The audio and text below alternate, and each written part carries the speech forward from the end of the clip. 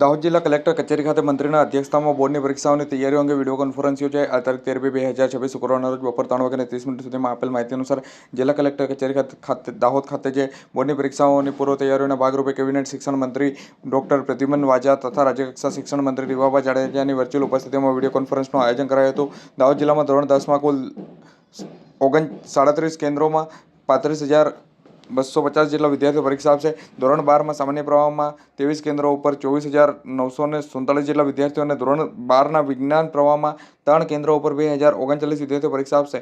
સમગ્ર રાજ્ય સહિત જિલ્લાઓમાં આગામી 26 ફેબ્રુઆરી 2026થી ધોરણ 10 અને 12ની જે બોર્ડની પરીક્ષાનો પ્રારંભ થઈ રહ્યો છે. બોર્ડની પરીક્ષાઓની પૂર્વ તૈયારીના ભાગરૂપે કેબિનેટ શિક્ષણ મંત્રી ડોક્ટર પ્રદ્યુમન વાજા અને રાજ્યકક્ષા શિક્ષણ મંત્રી રીવાબા જાડેજાની વર્ચ્યુઅલ ઉપસ્થિતિમાં સ્થાનિક સંબંધિત અધિકારીઓને માર્ગદર્શન આપવા અર્થે વિડીયો કોન્ફરન્સ યોજાઈ હતી. જે અંતર્ગત જિલ્લા કલેક્ટર કચેરી દાહોદ ખાતે નિવાસી અધિક કલેક્ટર જે.એમ. રાવલની ઉપસ્થિતિમાં વિડીયો કોન્ફરન્સનું આયોજન કરાયું હતું. આ વિડીયો કોન્ફરન્સમાં પરીક્ષા સંદર્ભિત થયેલ તૈયારીઓની રૂપરેખા, પરીક્ષાના કાયદા અને વ્યવસ્થાપન, ઝેરોક્ષ સેન્ટર બંધ રાખવા બાબત, કેન્દ્રોની સંખ્યા, બ્લોક વ્યવસ્થા, સંવેદનશીલ કેન્દ્રો પર એસઆરપી જવાનની ટુકડી રાખવા, તમામ પરીક્ષાઓ સ્થળ પર યોગ્ય સીસીટીવી વ્યવસ્થા અંગેની બાબતોની ચર્ચા કરવામાં આવી હતી. આ સાથે જિલ્લા કક્ષાએ કંટ્રોલ રૂમ, સતત વીજ પુરવઠા શરૂ રહે તે માટેનું આયોજન, રૂટ પોલીસ ગાર્ડ, ઝોનલ કચેરી, સ્ટ્રોંગ રૂમ ઉપર પોલીસ બંદોબસ્તની વ્યવસ્થા, પરીક્ષા દરમિયાન કોઈ વિદ્યાર્થી અથવા પરીક્ષામાં રોકાયેલા અધિકારી કર્મચારીઓને જરૂર પડે ત્યાં ફર્સ્ટ એડની વ્યવસ્થા તેમજ ગ્રામ્ય વિસ્તારોમાંથી આવતા વિદ્યાર્થીઓ માટે